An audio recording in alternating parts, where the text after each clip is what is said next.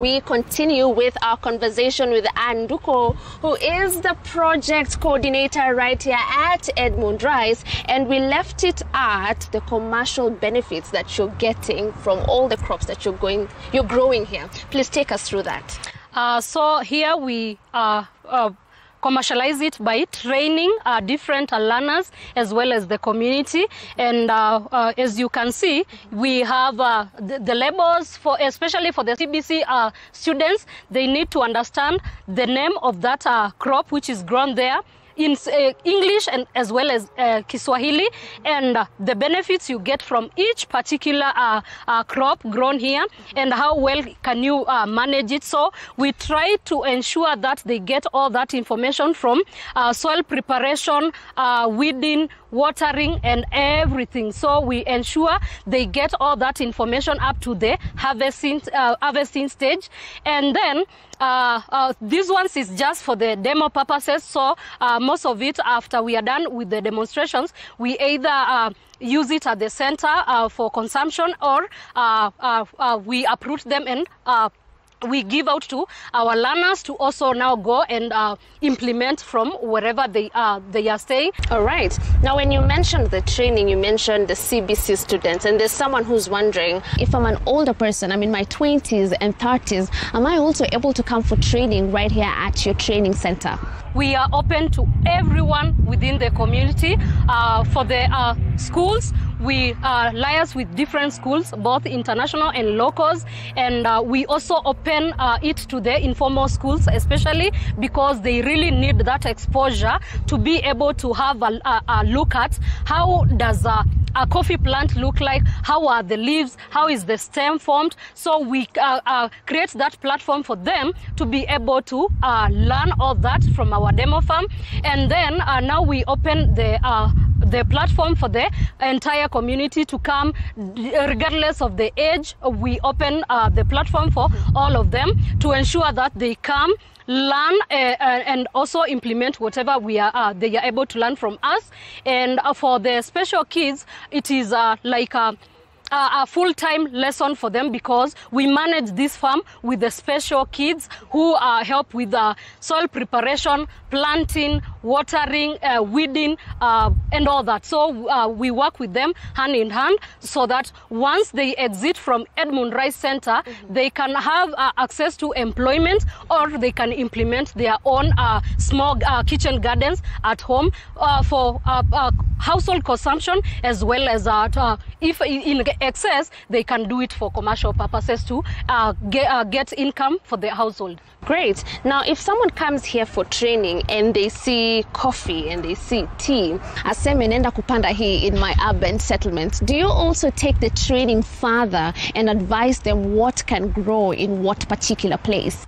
For coffee, you need good spacing. So within this demo space, we are not considering that. So there are a range of things we advise them when they want to choose a particular crop. How do you package your training sessions? Do I need to come for one and I'll be fully equipped, or you advise that I take a series of them? We usually have 3 months training, and that is from the urban farming techniques to now greenhouses.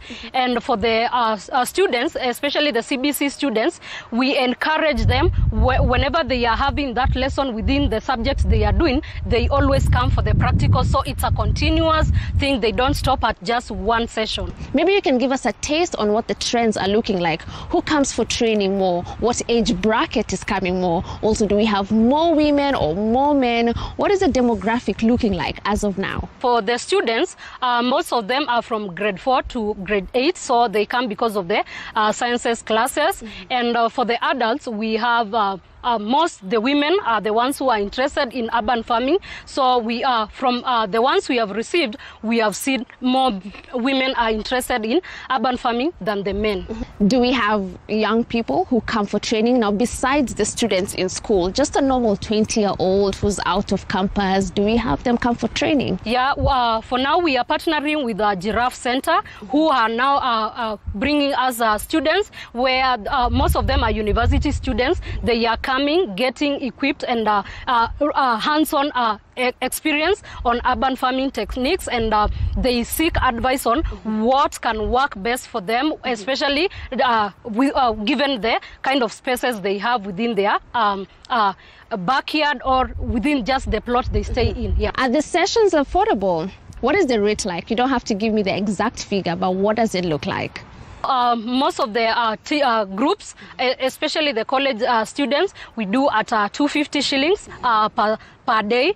And for the students, because we have as I mentioned, we are partnering with Gravity CBC Centre, so we have other sessions for them. So apart from urban farming, they have CBC hub and studios, and then they have amusement park.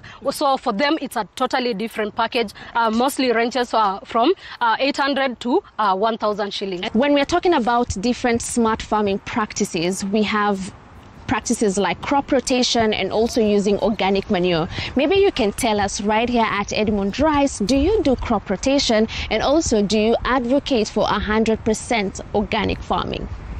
To start with, where we are, we usually don't use any kind of pesticide. So as you have seen, we have repellent plants within the demo farm. So they act as repellents to ensure that we minimize the use of a pesticide. And if we have any crisis and invention of those pests, we ensure that we make our organic, whereby we pound different plants here, and then we are able to spray that solution we get from there to our plants. So we ensure that it doesn't have come in contact with any kind of chemicals. You've spoken about natural repellent plants that you can pound to make your own organic pesticide. Maybe you can tell us what crops these are that act as repellents. For example, the ones we have here, we have American marigold, we have celery, we have onions, we have coriander, and we have chili. So all those, we use them as repellents. We also mix with a bit of other plants within here, the ones which have a very strong scent, to ensure that they repel all the pests away. Now, do you also do crop rotation? Yeah, we do. Like for example, in this section, next season we are not going to plant the same. So you'll find here it's cereals. Next time you'll find we have legumes or cash crops. So that's what we do.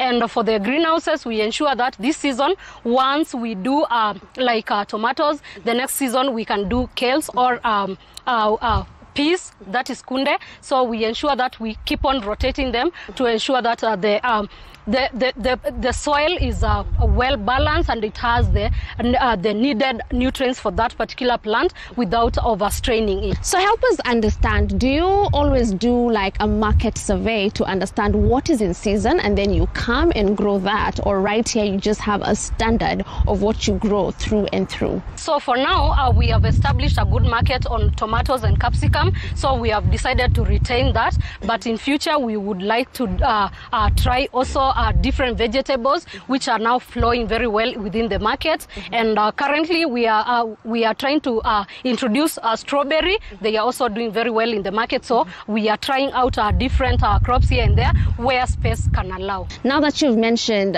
strawberries, do you work with researchers who help you understand that maybe in the next few months or years, strawberries or a particular fruit will be doing very well? So for us, we engage in a lot